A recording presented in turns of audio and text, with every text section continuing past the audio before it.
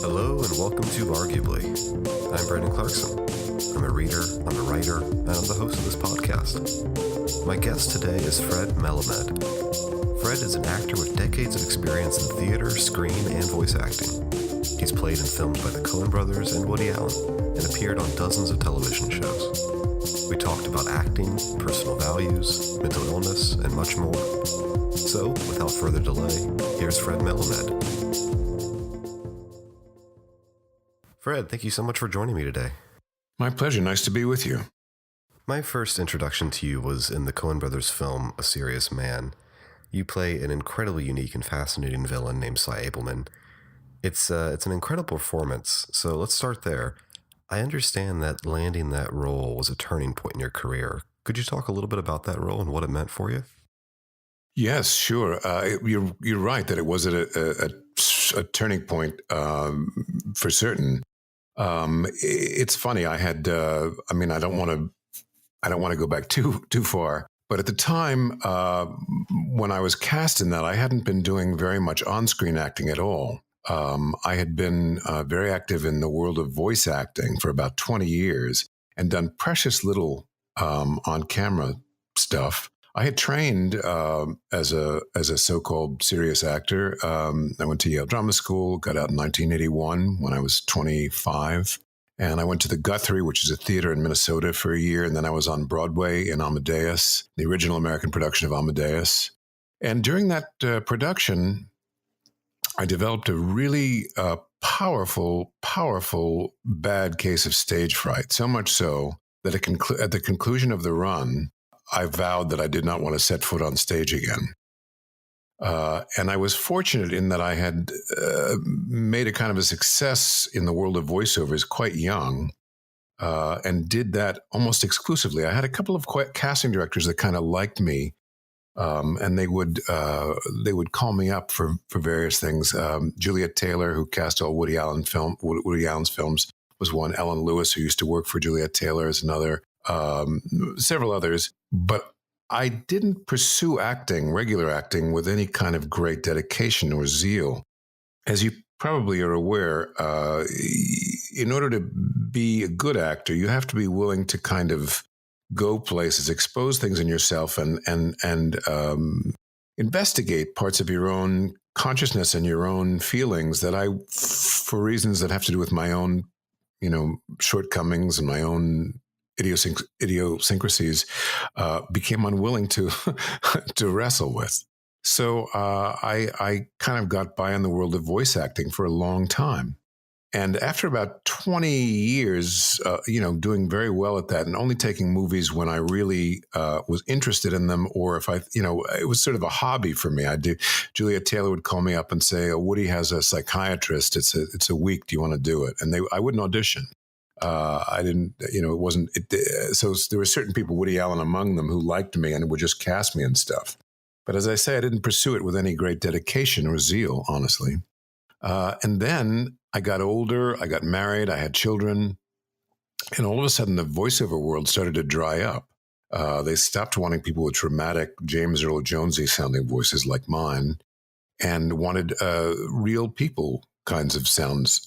And I haven't sounded like a real person since I'm about 7 years old. So all of a sudden, with responsibilities and children and all that, I found myself kind of non grata in the world of voiceovers. And things got pretty dire.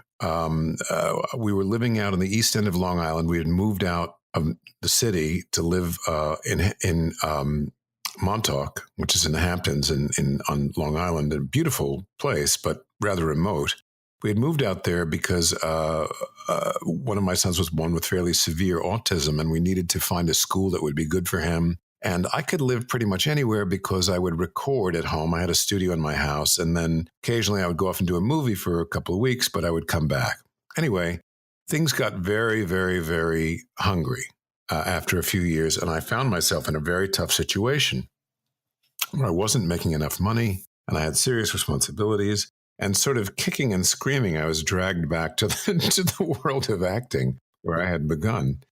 And, what actually happened was a friend of mine said to me when I thought, geez, this is really horrible. I'm not making any money and I'm miserable and my kids need not only economic support, but they need me around. And, a friend of mine said, listen, you have about a year's worth of money left until you have to really do something quite dramatic, like selling your house or something like that. So if money weren't an obstacle, if money weren't no object, as people say, what would you really like to do? And I said, well, I kind of like to go back to writing and acting like I did when I started out, but it's such a crapshoot. I don't know if I'm prepared with the responsibilities that I have to just thrust myself back into that world. So he said, well, why don't you try? So I did, to no great results initially. I was on Law and Order, and like every other actor in New York who has ever worked at Bloomingdale's gets to be on Law and Order. They go the rotation. Anyway, after about a year of this sort of unrewarding return to acting, I was sitting home with my wife one day, and she got the call. She answered the phone. She said, "Do you know somebody called Joel Coen?" And I happen to know an accountant named Joel Coen. So I said, Joel Coen, the accountant, or no, Joel and Ethan Coen. And I knew the Coens a little bit because I had gone to school with Fran McDormand, who was, of course, Joel's wife, and John Turturro. And I knew John Goodman from mutual friends. And I knew quite a few people that were kind of in their retinue. And I had auditioned unsuccessfully for Barton Fink for the role of Jack Lipnick, the producer, in Barton Fink, which I didn't get but was played brilliantly by, oh God, I can't think of his name. I'll think of it. Mike, oh God, what is his name? Anyway, he was nominated for an Oscar for it and he was wonderful in it. But anyway, I didn't get it. But according to Ethan Coen, I came in second. So all these years later, that was probably, 17 years or so later. This was 2006 or 7. I don't remember. The Coens were reminded of me. They were actually screening footage looking at Téa Leoni for a part in something else. And I was doing a scene in some other movie with Téa Leoni. I think it was a Woody Allen film. And one of them said, Fred Melamed would be good for Cy Abelman because they were having trouble casting it. So anyway, Joel got on the phone. He said, listen, we've written this movie. It's a kind of an unusual movie and there's a part in it. This character it's not an enormous part, but he's very, very key to the story. And it's an interesting part. And I just have a feeling that you would be great in this. Are you interested? And I was, like, yes, let me check my book. Yes, I think I'm interested. So I read it and I went to the city to meet them. And they said, we definitely want you to do it. We're not seeing anybody else. But the problem is we're not sure when we're going to get to it. We're casting and producing 3 movies kind of at the same time. There was our movie, A Serious Man, and there was also Burn After Reading. And what was the third one? I can't remember. Anyway, they said we have to do them based on the availability of certain actors. And of course, Burn After Reading was a star-studded movie with Brad Pitt and George Clooney and Tilda Swinton, and they had to wait until they were all available. So the stars aligned to have them do their movie first. So I was told, okay, well, wait. So a year passed. And after the end of the year, I thought, oh, shit, this is never going to happen. And by then I was really out of money. I was really in bad trouble. And then one day I got a call. And this was in 2000 and I guess the beginning of 2008, I think so. And finally they said, we're going to go ahead and do it. So I went to Minneapolis and did it and had an absolutely wonderful time working with them and Michael Stuhlbarg and Amy Landecker and Richard Kind and everyone else who's in the movie, Simon Helberg.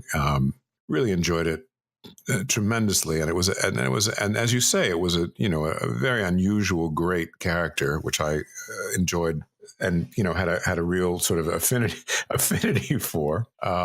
And then I had to wait another almost year for it to come out. It takes typically up to a year to post a movie, do post-production on a movie like that. But when it did come out, it made a kind of a splash, although it wasn't seen by a huge number of people. It was seen by enough people in the business that all of a sudden at the age of 52 or whatever I was at that, I think I was 52, all of a sudden there was a lot of interest in me. So for which I was and continue to be extremely grateful.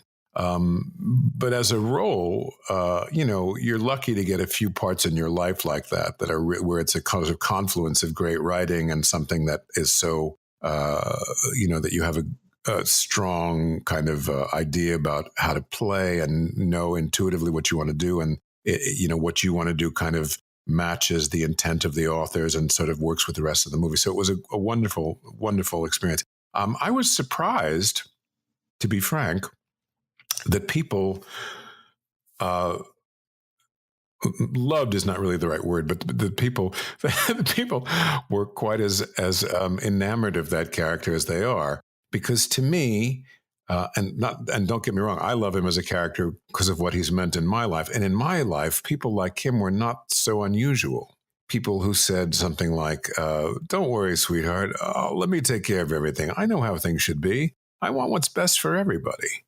That pose, that kind of way of looking at the world, was something familiar to me. After all, what is evil, actually? All evil is a kind of I think even the worst people don't get up and say, I think Donald Trump doesn't get up and say, well, I'm going to fuck things up today. I'm really in a great mood. I'm going to really fuck the world up. I think people that are evil, as I understand evil, genuinely believe that if only everybody would listen to them, the world would swing. The trains would run on time. Everything would be great. It's a kind of selfishness. Evil is really what it is. So what made him so interesting was that his evil was absolutely transparent. It was clear. It was obvious. And yet at the same time, he had this manner, this kind of soothing kind of, I saw him as a kind of a masseur, somebody who massages everyone constantly and gets them to kind of relax. So he has a kind of a hypnotic effect on people. It's this combination of being kind of clearly a Machiavellian villain, but at the same time having this kind of strange ability to relax people and also being so obvious about it. But I was surprised at the level of love that character has incited in people. It's interesting to look back at Cy as a villain in that film. That term is usually reserved for more bombastic and dramatically evil characters, but Cy certainly is evil in a way that's more familiar, kind of like people in real life. He tries to remake the world around him in his own image, and that kind of evil doesn't always manifest itself sort of cartoonishly. Most of the time it manifests itself in a more subtle way, kind of like with Cy. I'm not a liturgical expert, but there's a Bible quote, which I can't remember exactly, but it says something like, when the devil appears, he will not be, the demon. He will be someone with a smile on his face and an encouraging word. That obviously isn't the Bible, but there's something in the Bible about that. I think I'll defer with pleasure to Ethan Coen, who actually said in an interview in a magazine, a British cinema magazine, that of all the characters he ever created, he was the proudest of Cy Abelman, whom he regards as the greatest movie monster ever. Which I was very proud that he said that. That's certainly high praise coming from the Coen brothers. I imagine that a lot of that comes from your performance. Like you said, he is a masseur, and you convey that really well. Your body language and presence certainly point to that part of the character in the movie. Well, I would be loath to be able to separate what was my contribution from what was Joel and Ethan's, except to say that I think they were very much dependent on each other, as happens when something works well. Film is, I'm not saying anything very sage, but film is an extremely collaborative effort. And if things are working well, you kind of can't imagine one without the other. And if a performance is good, you can't imagine anybody else doing the role. But in fact, there's always very often you think of an actor who gives a great performance and he's like the fifth choice they had down the list. That's just the part of the economics of movie making. But when it works well, it's a kind of a marriage. There's a kind of an unreservedness about it. There's a kind of a commitment to it and a kind of a uniformity to a character, a kind of completeness to a character where you think, that's just, I can't I mean, when I first heard Sean Penn, I remember seeing Fast Times at Ridgemont High when it came out, which I guess was around 1984 or 5. I don't remember, sometime in there, 3, I don't know. And loving that movie and loving Sean Penn in it. And then I met Sean Penn shortly after that. He was doing a play called Slab Boys with a friend of mine in New York. And I was shocked, and I'm foolish as it sounds, I was shocked that Sean Penn is not Jeff Spicoli. Sean Penn is actually quite articulate and intelligent. And, although he grew up in California and knows, the surfer ethos well, he's nothing like Jeff Spicoli at all. His performance was just so great that I thought, oh, that must be who that guy is. And it's funny, I went to see a manager right after A Serious Man came out when it made a splash, who said to me with some degree of surprise, you're not like Cy at all. And I said, no, you're right. I'm not really that much like him. It's a performance. But this was, I was flattered that she thought that I was that convincing that I would, be like that. I want to return to this time in your career, but first let's go back and talk a little bit about developing that stage fright earlier in your career. Tell me a bit more about your experience playing in Amadeus and developing that stage fright during the performance. Yeah, I mean, I had some experience of stage fright earlier than that, but nothing that I would call really debilitating. But for some reason, during the run of Amadeus, and I did it both on a tour and also on Broadway, I was in it for about, it was over a year. I think it must have been about 13 or 14 months. I don't remember exactly, but it was a very long, for me, what amounted to a very long run. And after the first 4 or 5 months, I began to get really powerful stage fright. So much so that it took every ounce of courage and discipline and everything I had to just get myself to go to the theater. And I felt horrible about it because all my energy was going into the struggle of getting myself to do it. And I felt like I was depriving the audience of what was, in my estimation, a really good play, at least my contribution to it. I wasn't able to do it as well as I thought I should or wanted to, or as the writing deserved, because I was just having such a struggle to get through it. I don't think this was immediately obvious to everybody that I was doing it with, but it was the way that it felt to me. And I had to resort to taking drugs. When I say drugs, I mean legal, drugs, prescribed drugs. But still, you don't want to be doing a performance drugged if you can help it. Although I suppose it's worked for a lot of people. And it was just a horrible, nightmarish experience. And I really began to fall apart because of it. And at the end of it, I had this horrible feeling of being defeated. I had chosen to be an actor, and everybody, including members of my family who had been in show business, said to me, "Oh, it's very tough being an actor. I think, why don't you be a theatrical lawyer or something like that?" And I thought, I'll show you, I'll be an actor. And there I was a young guy, not long out of drama school, and I had a Broadway gig, big deal for somebody like me. And I couldn't handle it. I couldn't handle an 8-show week. I just didn't, instead of, some people in a long run relax and they get better and they get more creative. For me, I liked rehearsing. By the time the audience came in, the fun was out of it, and I was not very adept at making it new for myself. And I've returned to the theater since then successfully. I've done a couple of plays. I did Uncle Vanya at Guildhall and some other significant roles. I still don't love it or worship it in the way that many actors do. Not only because I find it intimidating, but for other reasons as well. I like the intimacy of film and of film acting. It was a really, really horrible discovery that I had put all my eggs into this basket of being an actor, and desperately wanted to be good at it, and then found that it awoke this thing in me that was so difficult to wrestle with. I think, to be frank, I had some pretty unhealthy reasons for being an actor, as people often do.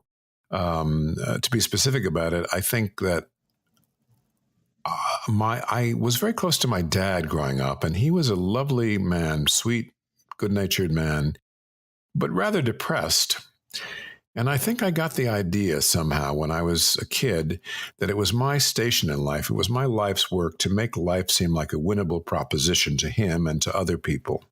And I thought that that was an actor's task, was to be kind of superhuman, to be something more than a human being is under ordinary circumstances. And I took that burden on every time I went on stage. And on one hand, I loved the power of being able to please people, amuse people, make them laugh, make them, move them in some way. But at the same time, it felt burdensome to have to do that on demand, as it were. And I think that was representative of the way that I felt about this, the way I saw my relationship to my parents, especially my father. As I got older, and things within me kind of rearranged, that association largely evaporated, so that I don't approach it with that kind of need anymore. And that was a much more freeing kind of way of looking at it. And I don't struggle with anxiety on stage or anxiety about acting in general, hardly at all anymore. Partly because I'm older now. But partly because things within me have rearranged, as happens if you're fortunate. But it was really, really rough, really rough. Was that rearrangement and evolution you're talking about part of getting over that stage fright, or was that separate? Well, it was over a long period of time. I mean, I think I had a lot of years of psychotherapy that helped. I was involved in a 12-step program also, and I think that helped. I matured and I began to see things about myself and the way that I was, and I think it all helped. But it wasn't really an epiphany. It didn't just suddenly happen. But as my life changed and my life got bigger and broader, and I had more avenues for gratification. It became less terrifying to me. Less terrifying. I know many actors who still, who are my age, who still approach acting with a great deal of anxiety, enormous anxiety. For me, it doesn't have that aspect much anymore. I want it very seriously to be good. I care about it being good, but it's work. It's not me. It's a piece of work. So if and it can always be changed. It's a piece of, even though performances are captured, you can work on them.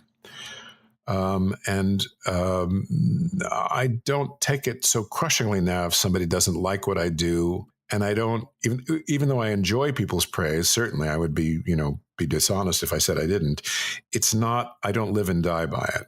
I appreciate praise, and I feel whipped for a day, as Trigorin says in the Seagull. If somebody doesn't like what I do, but it doesn't ruin my whole life. It's just like, it's a little bit of a bummer, but I have enough years and enough time doing something that I know.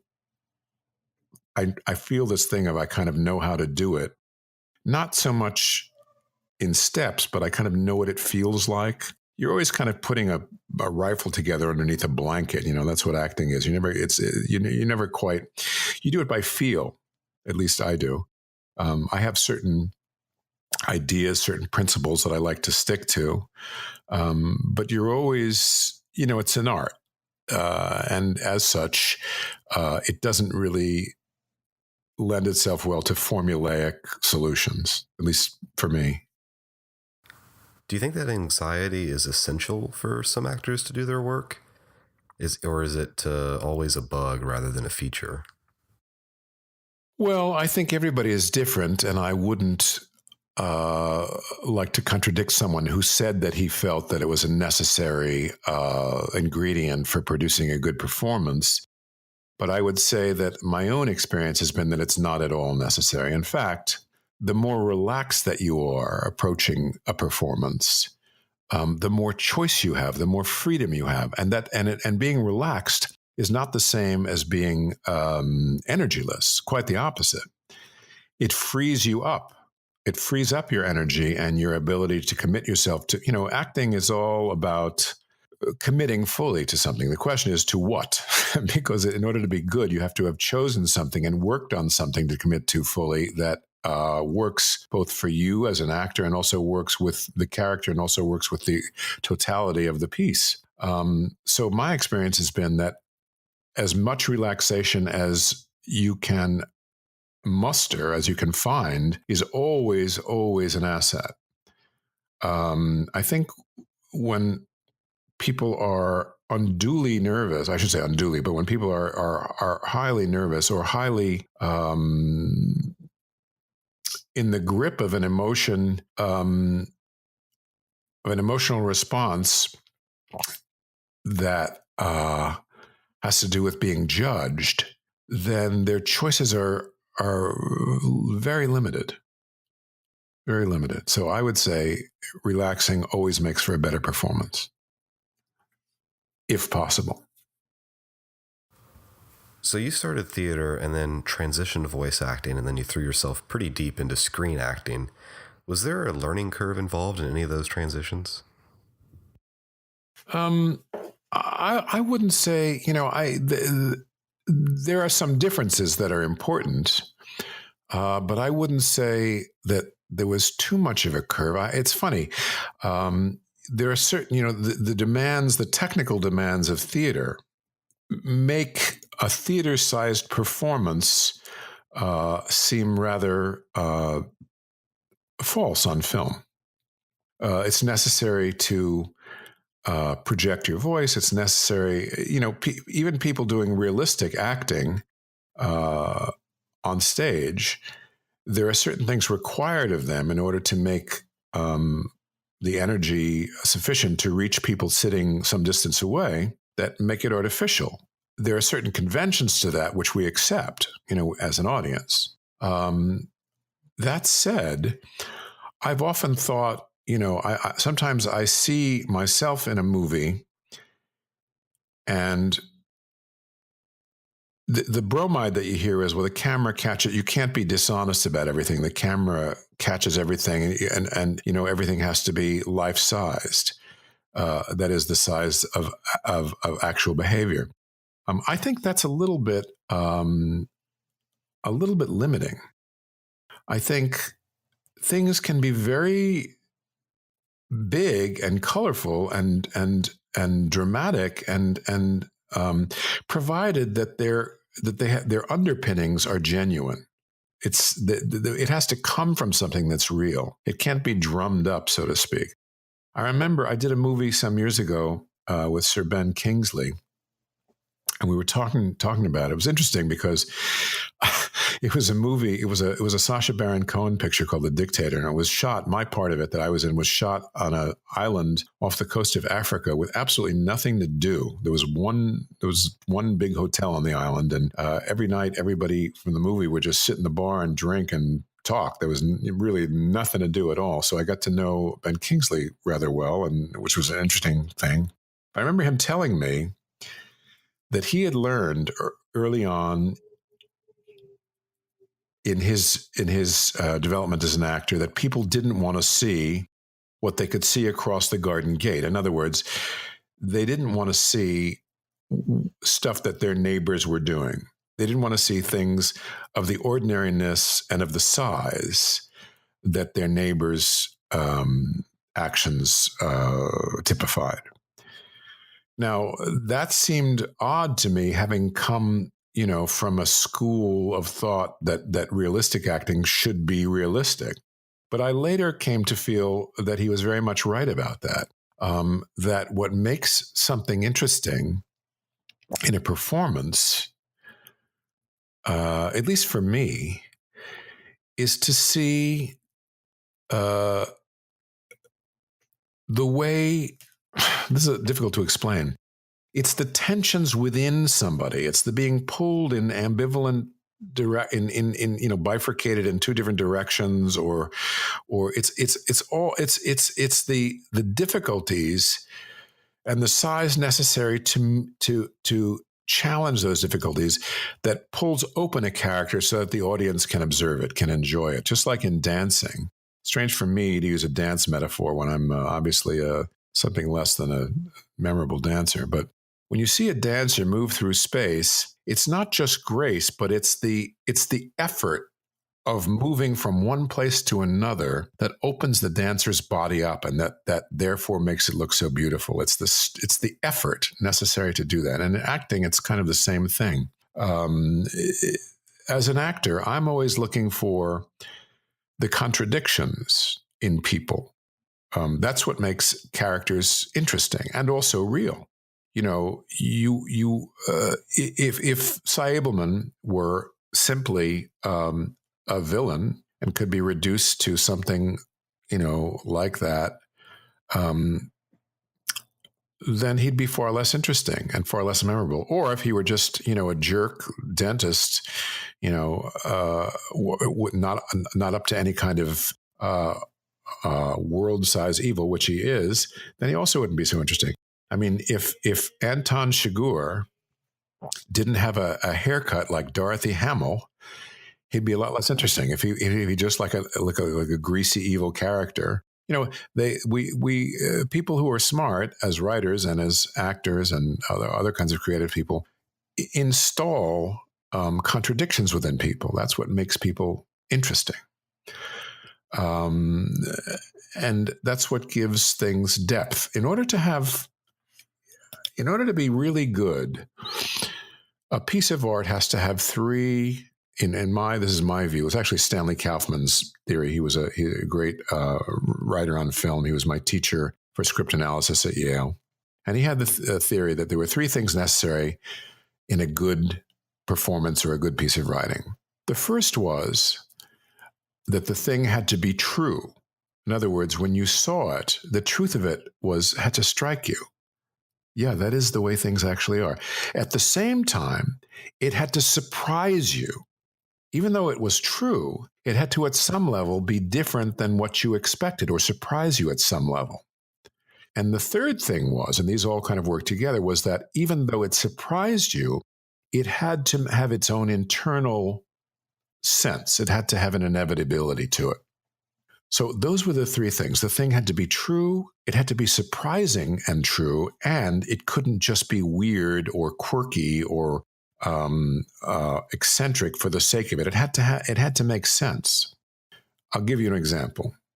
So the Godfather movies. The Godfather movies are pretty universally admired by people of my generation. Like anybody else of my generation, even though I've seen them 90,000 times, when one comes on television, I'll always stop and watch it. You can watch them a million times. They're still great. Same thing is true with Boogie Nights. Same thing is true with many pictures I can think of. So Godfather is all about reprehensible gangsters, the worst kind of gangsters. And yet, they have this kind of reverence for their families, right? So we get to see them the way that real people are, which is that they're able to, at the same time, be despicable at some level, in some sense, and at the same time, have a kind of decency or a kind of dignity or a kind of kindness. Sometimes things are reduced to just moments. I mean, there's one moment I remember, to continue on the Godfather page. In Godfather 2, or in 2, as they say in Sopranos, in the Sopranos, they don't call it Godfather 2, they just say in 2, there's a great scene where this criminal enterprise gets together with the United Fruit Company and AT&T. They don't call them that, but I think they're called something very much like that, to take over Cuba.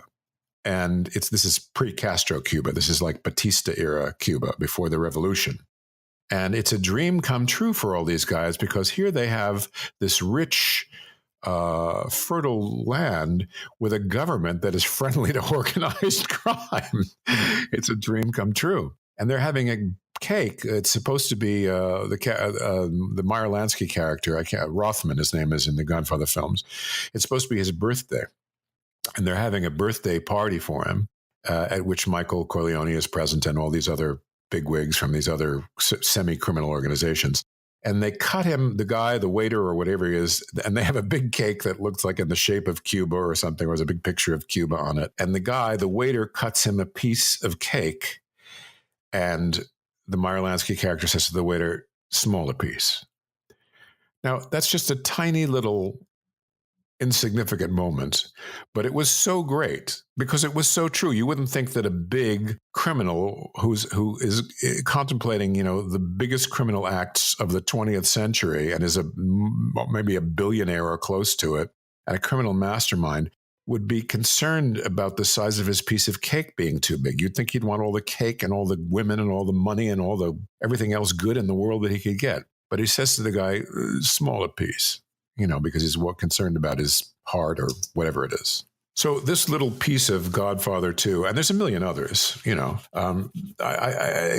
something will strike me in a movie, and it's or play or television show or anything or book, and it strikes you, and you go, "Oh, that's so not what I expected," and yet it's so true. It's so the way things actually are. To use another sort of similar example in Boogie Nights, I'm citing some favorite works of mine. It's all about people who make porno. People who are regarded as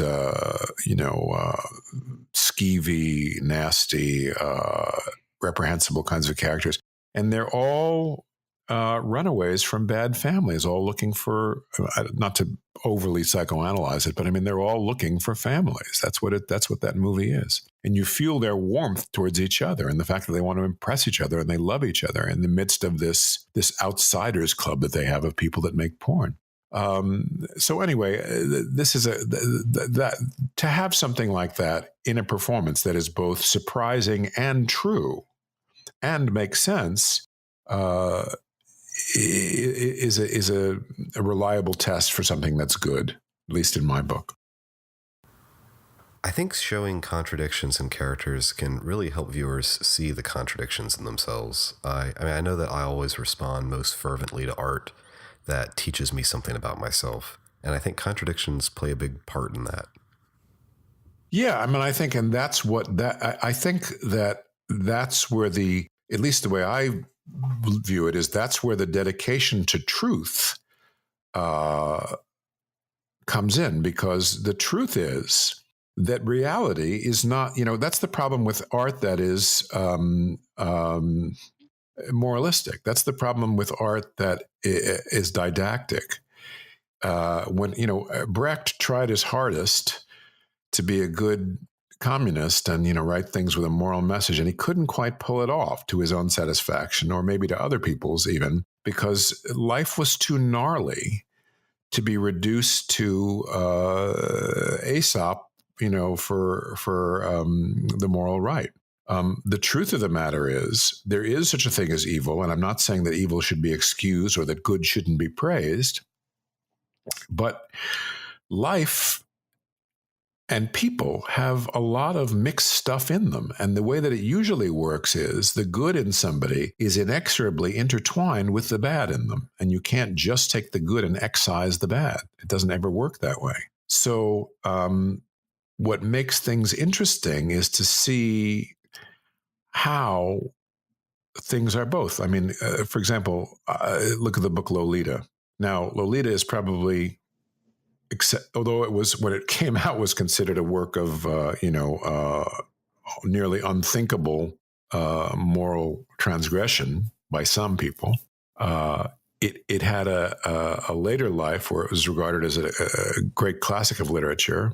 It's possible that the pendulum may have swung the other way now, because there are great sensitivities to child molestation, to the plight of women in society, all of which are justified and correct. And yet that's a story about somebody who is, by some accounts, a monster who, has an erotic obsession with a girl who is, I don't remember what she is, 13, 14. I don't remember what she is in this book. I think she's 14. Kidnaps her and conducts some kind of sick romance with her, and ultimately loses her to somebody else. And the book ends with her sad death, not with him, but with a man of her own choosing in pregnancy. And you can't help but feel for him, for Humbert Humbert, this monster, because of the nature of human beings and what obsessions are. as destructive as they may be. And in his obsession, he decries all that is wrong with the world, which he decries correctly. Things really are wrong with the world. That isn't an excuse for people to indulge every desire that they have, but it is what they actually do when they indulge desires. When I do things that are not, when I eat too much or do something else that's that's not very good for me or maybe for the planet, I tell myself at some level, well, it's okay. It's been a shitty week. Somebody didn't treat me the right way. My hot water doesn't work. My rent went up, or there's a lump on my testicle. Who the hell knows? There's always something. And the question is, what do people say to themselves to tell themselves that everything is okay? And, it's not, and maybe it's not just, I'll have an extra piece of cake, but maybe it's, it's okay to take this extra $100,000 out of my sister's account because she doesn't really deserve it. I'm the one who worked for it. She never worked for it. People tell them, it's the things that people tell themselves that liberate them to do things that others find wrong, or that we all know are evil or are unproductive, are fascinating. And that's the way people actually work. So this is all a long way of coming back to saying, it's so interesting to see what is evil in the good characters and what is good in the evil characters. You mentioned earlier that you've formed your personal values throughout your career. What are some of those values? I pale to admit them, since I'm since I'm so clearly have failed to hold myself to a very high standard with many of them.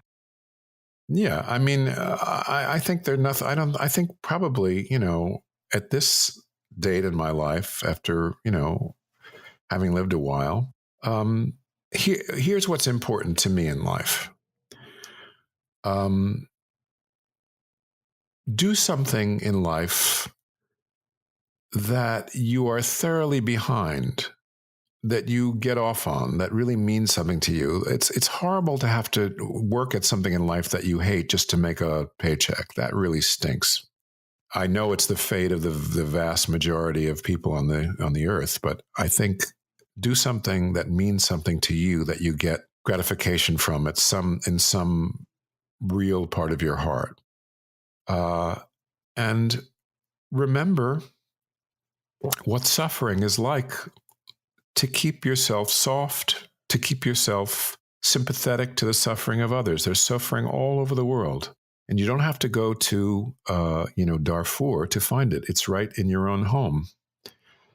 To love, when I was a teenager and maybe a young guy in my 20s, I thought love meant this feeling that kind of intoxicates you, and you feel this great thing of like, I have to be with this person again. And I feel so, exalted when I'm with them and excited. And there's nothing wrong with that, but that's not actually love. That's something else. Love is when you actually care for the welfare of something. You want them to do well. You want them to thrive, to succeed. And I attempt to approach everybody in the world, especially the people that I care about, but even those that I don't know and I don't care about in a particular way, and even myself, with love, meaning I care for their thriving. I care for their being able to do well. I think those are the two really important things. There's a lot of energy and a lot of attention paid to things that to me seem very much like posturing. Maybe because I live in Hollywood, I feel that. But I think that that's true all over the world. And I think that it's easy to feel left behind because the world now moves very fast. I think the whole political situation that we find ourselves in has to do with a large complement of our society feeling left behind intellectually, left behind culturally, left behind in that they're not cared for. And I think it's partly the responsibility of those who didn't include them, but I think it's also largely their responsibility for not keeping themselves. I don't mean to talk in riddles. I think the world changed very fast. Women's rights, the rights of non-white people that used to be called minorities, although they're no longer a minority in America anyway. The plight of those people, the concern for those people, those people saying, "Wait a second, this is not your world; it's my world too." The plight of those people changed so quickly that people who had been the majority, a lot of them couldn't keep up with the fact that the world had changed so vastly, so quickly. And they began to feel very resentful about it. But the fact of the matter is that those changes were for the good for the vast majority of people, and that they can't be renounced because they made life harder for certain people. That's the way the world works. It takes a few steps forward, and then some people don't like it and it takes a step back, but it gets back to going forward. That's how history has always worked. So I think, I guess, to answer your question more succinctly, my values are to do whatever you do like hell, to be a genius at it. If you're a stripper, if you're a teacher, if you're a policeman or woman, if you're a director, whatever you are, a radio host, a designer, if you work in a gas station, be the best gas station guy there is. And treat yourself and everybody else with kindness. Now, I know that's not very sage or new, but it's the best advice that I think I have to give. I work for a company that provides services to adults with intellectual and developmental disabilities, and I understand that that's something that you're passionate about as well. Could you tell me a little bit about that? Sure. I have 2 children, twin boys that are now 15. They were both born with autism. One much more severely affected than the other. The son, who was more lightly affected, has, for reasons that I cannot exactly explain to you, progressed so profoundly that his autism is pretty much invisible, at least as far as many people are able to ascertain. The other son still is quite seriously affected by it. Has trouble speaking, has trouble cognitive problems. He's 15. He's probably on a level of about a 4-year-old, I'd say, cognitively. Doesn't play in the normal sense with other kids. He goes to a special school just for children with autism. There's been this avalanche of cases when our kids were diagnosed, they were diagnosed when they were about 14 months old. They were born in 2002. So midway through 2004, they were diagnosed. And we lived in New York City at the time, and there was this enormous number of cases, many more than could rightly be, not rightly, but they could be, even though we were entitled to various services, the state couldn't provide them. They were just overwhelmed. So we moved from New York City out to Long Island, where there were more services available. To talk about it in a more general way,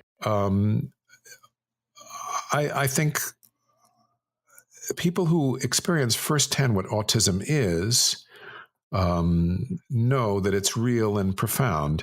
I think there's been a little bit of a disservice done by having the criteria for autism be so broadly defined that people who have, it became the diagnosis du jour for a while. And people with all kinds of allied problems or unallied problems in some instances were diagnosed with some form of autism or another, because it just became the blanket sort of diagnosis for when something was wrong and they couldn't quite pin down what it was. And autism is actually, in fact, a number of very complex disorders. I'm sympathetic to people that have autism that claim that it's just a difference, that feel that it's just a difference, that they're equal, but they're different, and they should not be regarded as sick, or they should not be regarded as needing to change. I don't quite agree with them, even though I understand their feelings and I respect their feelings. I think that it is a handicap. I think that it is a great difficulty for people. And I don't think, obviously they don't have any choice over it. You're born that way. But I do think that it's worth it to take whatever therapeutic opportunities you can, provided that they don't try and make you something that you're not. That's a rather individual distinction. When I was a kid, I didn't know anybody with autism, although, thinking of it now, I knew people that probably, I think, were on the spectrum, although there was no such readily made diagnosis at that point. But I didn't know anybody whose autism was as profound as my son's autism, because people like him were put in institutions. Now the world has changed, and people like him are not frequently institutionalized, which is certainly better for him. But the world has to deal with people like him, and it's expensive and it's difficult. And I think some people, I remember hearing Ricky Gervais do a routine about autism, where he thought that it was a kind of bullshit thing where if a child misbehaved, the mother says, "Oh, he's autistic. He has autism. He is autistic," and it's supposed to be some sort of a carte blanche where you're supposed to forgive everything. Well, I was offended by that, knowing firsthand what autism is. It's a great challenge for people that struggle with it, and also for their families. I've noticed with a great alarm that some of the current administration is trying to disassemble the Americans with Disabilities Act, which is the cornerstone for a lot of the really important legislation that protects the educational prerogatives and other benefits that are given to people that have serious deficits, like my son. The thing that you realize when you first find out, especially when you find out that both of your children have autism, the world seems to be coming to an abrupt end. It's horrible. What you then realize is that people have things to deal with in life. That's the way life is. And some people have great problems to deal with in life, and it's not fair. It never was fair. And all you can do is do the best you can to help them, and to love them, and to live with them, and to live among them. It's hard.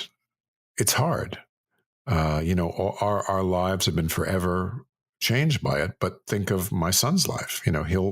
I remember early on thinking about autism and how autism works, particularly in the case of somebody like him whose autism is fairly severe. Can you imagine what it is to never have a friend in life, to go through your entire life without really ever having a friend? He has friends, but not in the sense that you and I have friends, not people that he can relate to on a deep level, except for his brother and his mother and father. But to not have a friend your whole life that's a real friend, isn't that unimaginable? That's the way I remember thinking of it. He's never known life any other way, so he doesn't feel the sense of loss. But I regret very much the fact that he'll know things as he knows them, but he'll never know certain joys and triumphs and other things that other people take for granted. My wife has schizophrenia and bipolar disorder, and obviously she's much more capable than your son, but it's interesting to see the conversation and debate happening within the community and outside of the community related to mental illness, maybe more from the outside, about that issue that you mentioned of accepting and acknowledging handicap. A lot of people, wrongly in my opinion, think that admitting a deficit is somehow insulting to yourself or to somebody else. admitting that you are, through no fault of your own, sick and ill and not well is seen as offensive when it shouldn't be, in my opinion. I think that that's actually the first step in finding the right kind of help.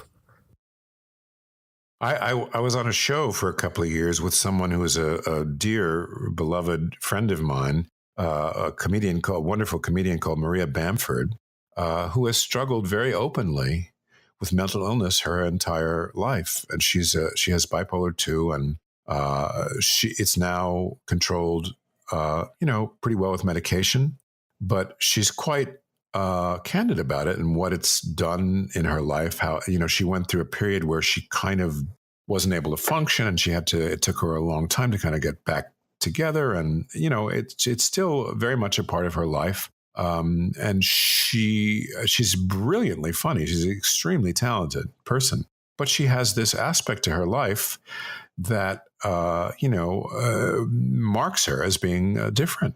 I think there is a lot of prejudice and a lot of misunderstanding. And I also think that there's a lot of, within the community of people that have these differences, there are understandable feelings of not wanting to identify yourself as being limited, handicapped, different from other people in some way, that you should be looked down upon or you should be considered any less than anybody else. I'm sympathetic to their point of view, but by the same token, we do live in a world where there are expectations of people that are difficult for people to meet when they have certain kinds of problems, certain kinds of deficits. And, social expectations are kind of what they are and universal. And that if you can't meet them, I think it's understandable to explain. Everybody has, stuff. Everybody has things. But I think I'm hoping that the days of, having disorders, especially problems with mental illness, that kind of consign people to the garbage heap. That people are not valuable, can't be helped. You should forget about having a relationship with them. I'm hoping that those days are long past us. By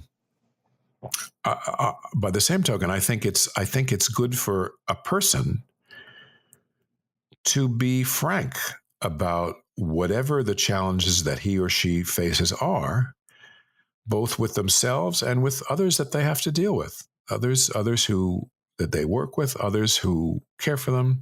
I think in general, people have always had problems of a profound nature, and they've hid them and they've dealt with them by drinking and taking drugs and other things, acting out in various ways.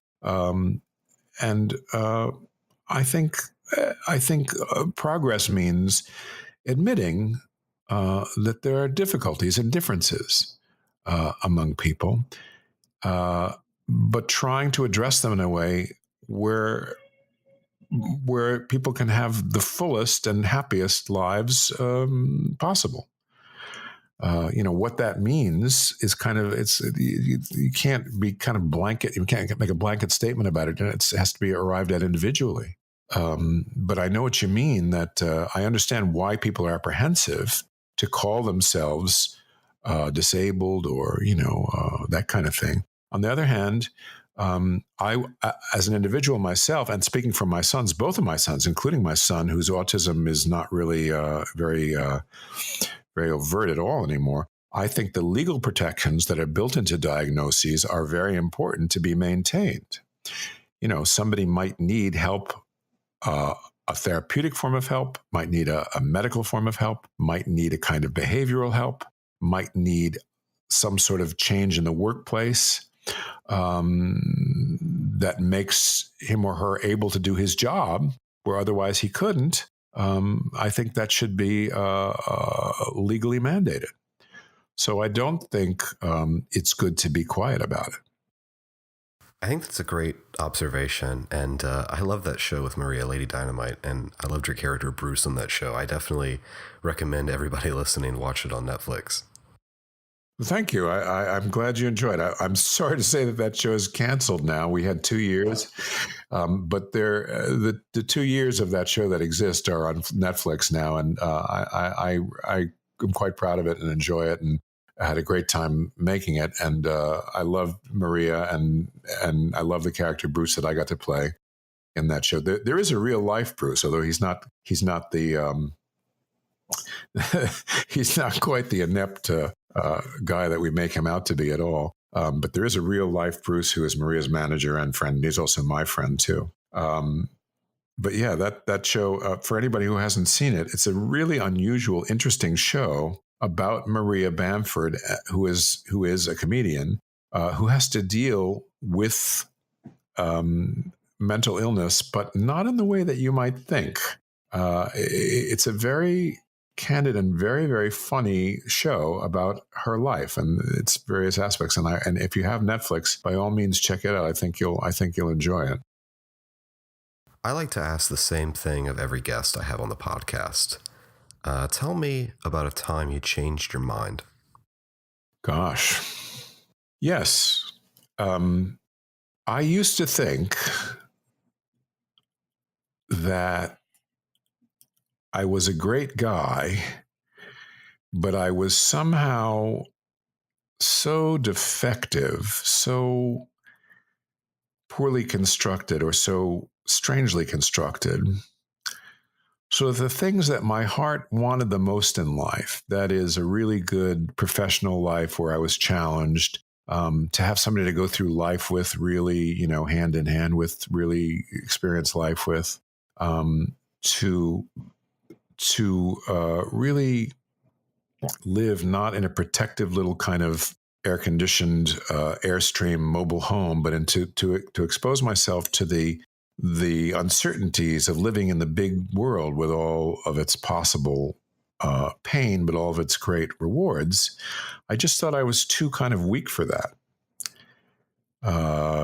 And for reasons that, again, I can't quite explain to you, but just had to do with my getting over certain things and maturing, I realized that I was wrong about my own limitations, that I was actually able to live not knowing what the outcomes of things would be, not controlling everything, just kind of, doing the best I could and throwing the dice and hoping for the best. And if things didn't work out the way that I wanted, I would try again. And when I realized somehow that I was able to withstand that, able to withstand the rejection of women that I liked, able to withstand the rejection of not getting jobs I wanted, able to not have certain people like me or want to be my friend, and still go on and still find people that did actually want to be my friend, want to be my employer, want to be my wife, girlfriend, lover, anything. I was greatly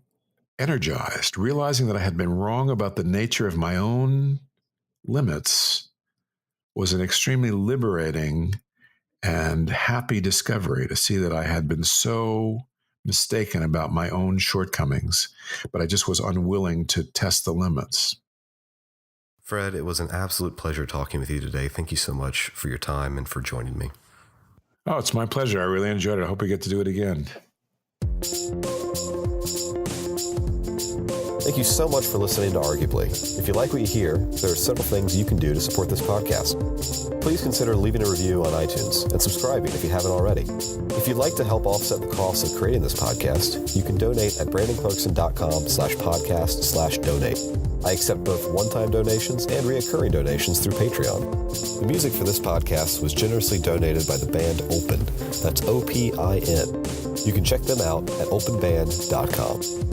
You can follow me online at twitter.com/BrandonClarkson. It was a joy to make this episode, and I hope that you stick around for more great episodes in the future.